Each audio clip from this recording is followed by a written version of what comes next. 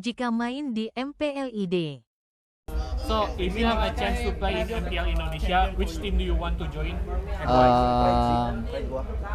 I think Onyx ID because I amazed on Kiboy's play, gameplay.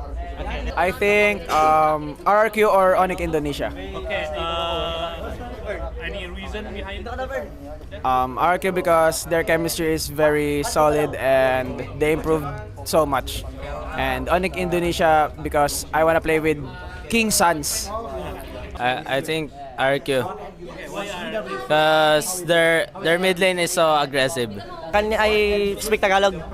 Kaya RRQ sabi ko kasi gusto ko lang yung RRQ kasi sobrang daming fans eh. Natutuwa ako sa maraming fans eh. Pero marami rin naman fans si Onyx pero kasi dati ko pa gustong makasali sa RRQ.